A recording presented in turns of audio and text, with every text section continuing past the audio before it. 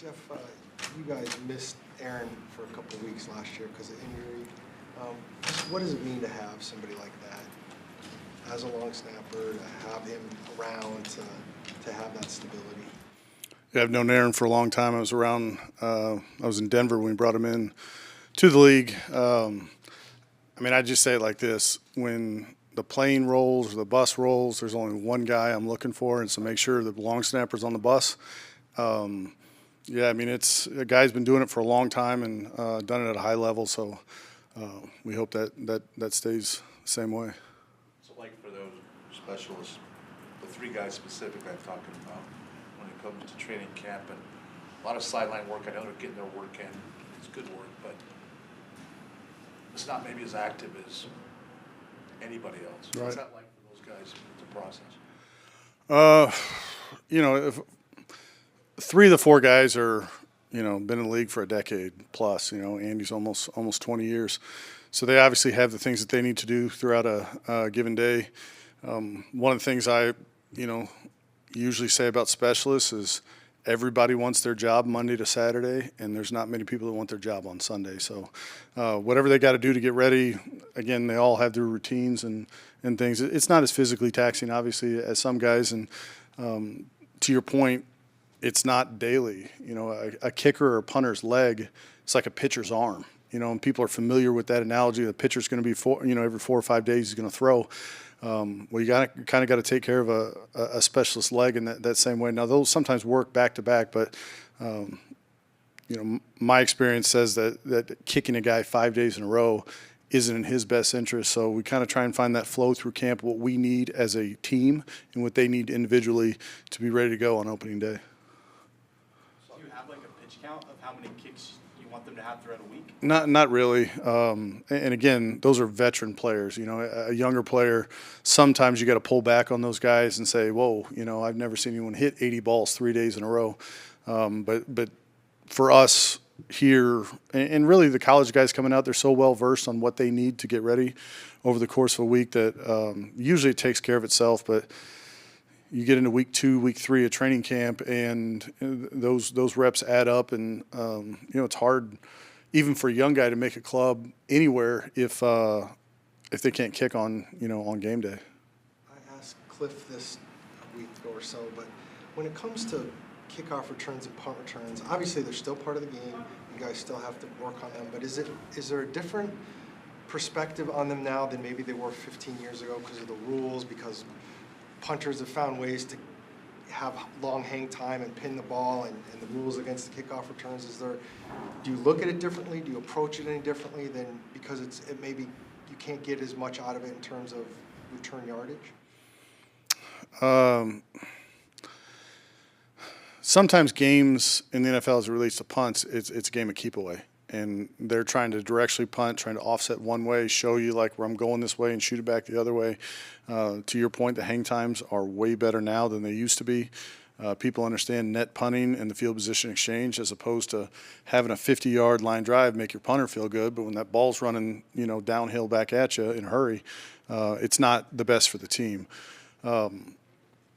Those 4 years in Denver taught me plenty about kickoff return, because obviously at that time, returns were more frequent, but we're at elevation. So people are coming in there and kicking touchbacks, whereas they might not have been doing that leading up to that game. The accumulated reps, I think, are important. So when you're getting into those games in November, December, you're playing someplace where you have adverse weather, climate, where the ball's not traveling as far. And even the guys who are dominant kickoff guys, a 15-yard flag after a touchdown, all of a sudden the ball's at the 20. You don't want to waste an opportunity like that. So we may not spend as much time, say, in the off season on some of like you might lean a little bit more on punt and punt return than you do kickoff and kickoff return. But once you get to training camp, you got to be ready for all facets of the game. Are you expecting the league to eventually eliminate the kickoff at some point altogether? I don't expect a lot. I kind of just do what they tell us to do. I've maintained that, in most professional team sports, the puck drops, there's a tip-off. baseball's a competitive first pitch. I hope that it stays around in some capacity. There's a lot of time and resources spent not only by the league, but us as special teams coaches, spend a lot of time, hey, this is where this thing's headed. And the league, was voicing the opinion of if we can't get something figured out, then, we're going to have to pursue other, avenues, the onside kick, things like that. So there was a lot of time spent in conjunction with the league by the coaches and coming up with some alternative ways to have the rules for both kickoff and the kickoff return teams. And I think the league's on record saying that went really well, their interaction with the coaches that they spoke with. So I'm hopeful that we can keep evolving, keep that play in the game, and just find a way to continually make it safe for the players. You were asked about Aaron, but what's that mindset as a coach when you go into a camp, you go into a season, and your three guys, they have over 40 years of experience. That must be a pretty good feeling. Yeah, the stuff that you worry about if you have young players is the unknown performance on game day. There's a lot of guys with a lot of talent, guys that can put the ball in the air for, 5.5, 6 seconds. But can you do it in 1, 2, 5 to the side of the field? We want it, punted with 8 guys running after you. That's the unknowns with a young player. The stuff with the veteran players is, do they have the same skill set? Can they perform at that same level? Are their legs still the same as what they've been or improving? You find out those answers when you get to camp. Our guys have continually answered that bell, and it's certainly a better feeling knowing what you're likely to get on game day than the unknown. Andy turns 40 here in a couple of weeks. Can you speak to his evolution as a punter? You mentioned the changes that game has undergone. Sure. His career. Yeah, I was ironically in San Francisco when we drafted Andy. We had him as the best punter coming out in the draft. He was the second guy drafted. It worked out. Obviously, he's had a long career, but, technique-wise, it was an interesting draft evaluation. The guy that I was working with at the time, I was the assistant. When you evaluated Andy, his leg is incredibly fast. It was then, it still is now. And there was a lot of distance going on with his punts, and that's what he was being asked to do. Back in the early 2000s, there was still a lot of coffin corner going on in terms of the punt team. And Andy wasn't that guy. He was trying to hang the ball in the plus 50 area. So I broke down 2 years worth of plus 50 punts, and it was like, holy cow, like this guy's averaging 4.8, on these punts. It was just, he wasn't being asked to do that. So when he came to the league, he's always had great hands. He was a great holder from day one. Like a lot of young guys, he worked through some things in the first couple of years, but he was still good and kind of hit his stride about towards the end of year 2, going into year 3, and the consistency with which he's punted throughout his career is something I think all specialists strive to have. Cliff talked about how he wanted to show more of his personality and himself, how he described it. How have you seen kind of him this year compared to years past? And how have you seen him grow over the last 4 years? You're asking me to evaluate the head coach's persona? I would say that anytime that you have a job, the longer you have it, the more comfortable you know with what's coming at you. I'm sure as a head coach, there's something new that comes across his desk every day. He's been the same guy to us as a coaching staff since day one. I don't think there's much change. He's terrific to work for. The stuff in front of the team, I just think that, when you've been there and done that the first day of camp, your 4th time or whatever, you're going to be more comfortable in that. But, I thought he did a good job in year 1 and has done a good job since then. I'm sure he's showing other people, maybe more of his personality. We get to see plenty of that in the office and behind closed doors since he's been here. So Cam Thomas on punt team lining up front. Have you used my Chase Sanders at all on special teams? Sure, you could have looked right next to him. At this point of camp, you're trying to figure out, what all can they do, what can they be good at, and you start to squeeze that down, as the regular season comes into play. And, the questions that I'm going to get asked in 3 weeks, 4 weeks, Labor Day is, what can this guy do for you? And how can we utilize this player, whether it's Majay, Cam, Trey, new guy that we brought in, and how do those pieces fit together? So we're trying to expose guys to as much as we can. Certainly with rookies in the preseason, you expect them to play a lot and in competitive situations. And I don't ever want to say, hey, I don't think he can do it. Like, we got time to find out, can he do it or can't he? And, there's some rough days, with rookies, but those guys across the board, we have a team that will work. And the guys put in time and they respond to coaching. And now that we're, what are we in week 3, with the vets and stuff, you're starting to see, okay, this is the 4th or 5th time we worked on a unit. So the first week of camp, somebody asked me at the end of the week, how's it going? These guys getting better and whatever. And I'm like, well, first day of camp was punt. Second day of camp was punt return. The third day was kickoff. The fourth day was kickoff. It was day 1 the entire week. So that second week, you're able to see them grow and do things and build on the things they've been coached on. And you just try and feature those guys at the, towards the end on the things that they do well as much as you can. You said that they'll come and ask you, how this guy might be able to help you. You will have some guys who you're going to say, hey, I really want this guy on the roster. I don't know where he necessarily fits elsewhere, but it would be really good if we had him for you, right? There'll be a handful of guys like that. There'll be a handful of guys. And, I've always felt like as assistant coaches, your job is to have an opinion.